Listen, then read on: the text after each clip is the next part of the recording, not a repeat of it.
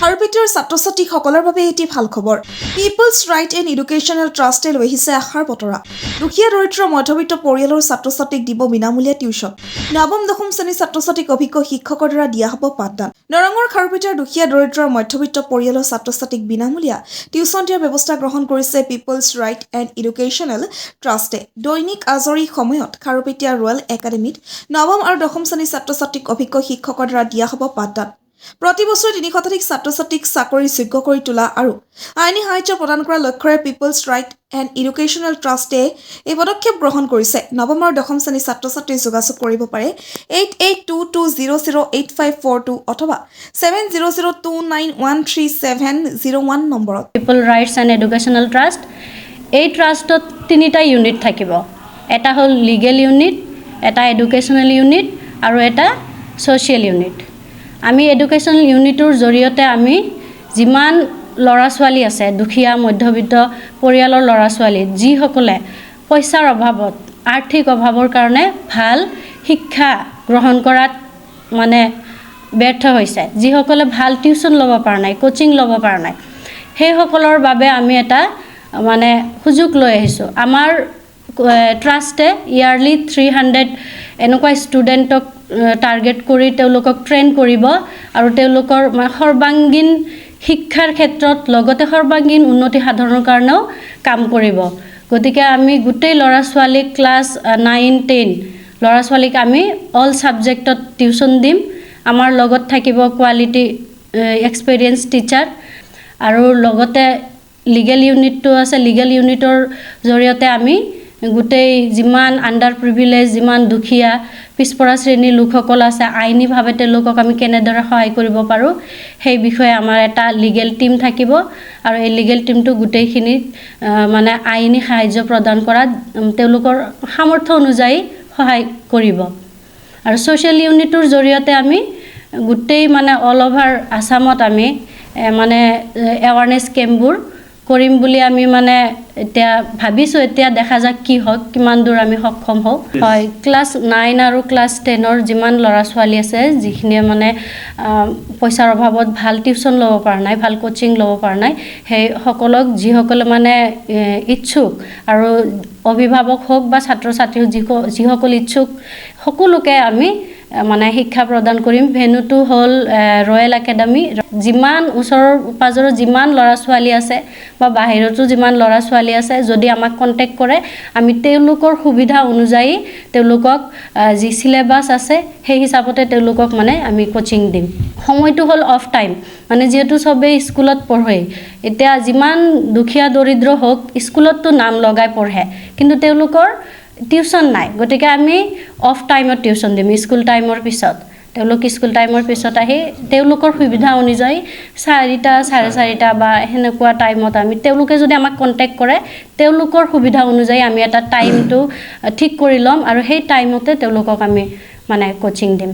ভালেখিনি সমৰ্থন পাইছোঁ মই বহুত কেইগৰাকী মানে মোৰ নিজৰ শিক্ষাগুৰুসকল আৰু সমাজৰ বুদ্ধিজীৱীসকলক মই কথাটো কৈছোঁ যে আমি এনেকুৱা উদ্যোগ এটা লৈছোঁ। গতিকে তেওঁলোকে বহুত আমাক সহাৰি কৰিছে। আজি উপস্থিত থাকিব খুজিছিল বহুতে, কিন্তু তেওঁলোকৰ মানে বেলেগ বেলেগ প্ৰগ্ৰামৰ কাৰণে ইয়াত থাকিব পৰা নাই। যদিও আমাক মৰেলি বা যেনেধৰণে পাৰে তেওঁলোকে সহযোগ কৰিছে আৰু মানে শুভেচ্ছাও জ্ঞাপন কৰিছে আৰু আগলৈ কৰিব বুলি তেওঁলোক আশ্বাস দিছে। এতিয়া আমিও মানে আশাবাদী যাতে আৰু আহ্বানো জনাইছোঁ সকলোকে, যিমান মানে সুস্থ বা যিমান মানে সমাজৰ প্ৰতি সচেতনতা থকা বা সমাজৰ প্ৰতি মৰম ভাল পোৱা থকা যিমান মানুহ আছে, যিখিনি শিক্ষিত ইণ্টেলেকচুৱেল মানে শ্ৰেণীৰ মানুহখিনি, তেওঁলোকক মানে আহ্বান জনাইছোঁ আমাৰ এই উদ্যোগটোত আমাক যাতে সহায় কৰে। এতিয়া আমি প্ৰত্যেকজন সদস্য ইয়াতে নিজৰ কৰ্মক্ষেত্ৰত 15-20 বছৰ 10 বছৰৰ আমাৰ অভিজ্ঞতা আছে আৰু এই অভিজ্ঞতাত আমি বহুত দেখিছোঁ আমাৰ বিশেষকৈ অসমৰ আৰু সংখ্যালঘু অঞ্চলবোৰত শিক্ষাৰ অভাৱ, সামাজিক শিক্ষা, আমাৰ যিটো এডুকেশ্যনেল কাৰিকুলামৰ শিক্ষা, আমাৰ আইনী শিক্ষা, এইখিনি শিক্ষাৰ আমাৰ বহুতেই অভাৱ। তেওঁলোকৰ জ্ঞান বহুত আছে, কিন্তু তেওঁলোকৰ আচল বস্তুটোৰ জ্ঞান তেওঁলোকৰ মাজত নাই, যাৰ বাবে বহুত ধৰণৰ অসুবিধা আমি সমাজত দেখা পাই আছোঁ। যেনে ধৰণে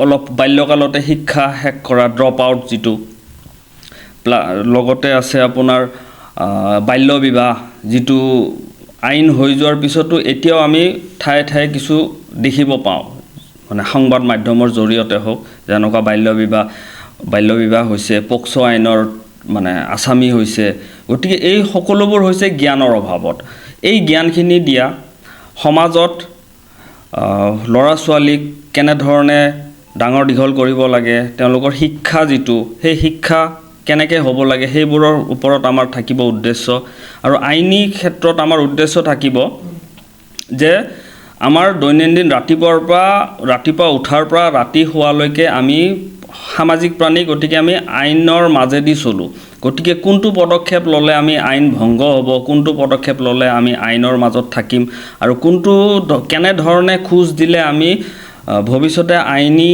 প্ৰক্ৰিয়াৰ যিটো মানে আৰক্ষী হওক আইনী হওক এইবোৰৰ পৰা আমি বাচি থাকিব পাৰোঁ বা আমি মানে আইনী মানে যি ধৰণে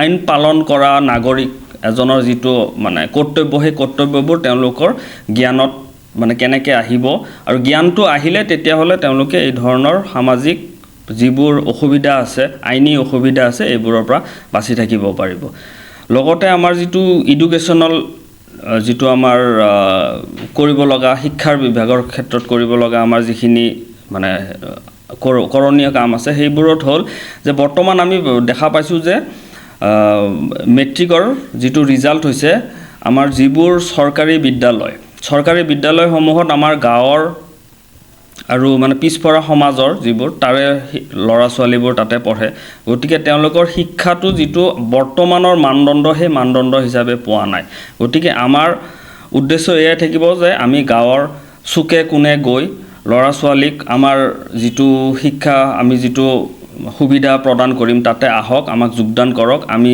কেনেধৰণে বৰ্তমানৰ শিক্ষাৰ যিটো মানে কাৰিকুলাম সেই কাৰিকুলাম মতে তেওঁলোক কেনেকৈ পঢ়িব লাগে কেনেকৈ তেওঁলোকে প্ৰিপেয়াৰ হ'ব লাগে সেইখিনি আমাৰ অভিজ্ঞ শিক্ষক বহুত আছে তেওঁলোকৰ 15-20 বছৰৰ অভিজ্ঞতা আছে সেই অভিজ্ঞতাৰে আমি তেওঁলোকক উচ্চ শিক্ষিত শিক্ষানুষ্ঠানবোৰে যি ধৰণে তেওঁলোকক মানে শিক্ষা প্ৰদান কৰে আমাৰ উদ্দেশ্য থাকিব সেই ধৰণৰ শিক্ষা প্ৰদান কৰা বৰ্তমান আমি এটা থুলমূলকৈ ভাবিছোঁ যে আমি 300 মান ছাত্ৰ ছাত্ৰীক প্ৰত্যেক বছৰে আমি সেনেকুৱা ধৰণে শিক্ষা তেওঁলোকৰ প্ৰদান কৰিম আৰু সেনেকুৱা ধৰণৰ তেওঁলোকক প্ৰস্তুত কৰিম আৰু ভৱিষ্যতে যদি আমি সহযোগিতা পাওঁ তেতিয়াহ'লে আমাৰ পৰিসৰটো আৰু বাঢ়িব হয় চাকৰিযোগ্য তেওঁলোকৰ যিটো হয় কম্পিটিটিভ এক্সাম তাতে কেনেধৰণে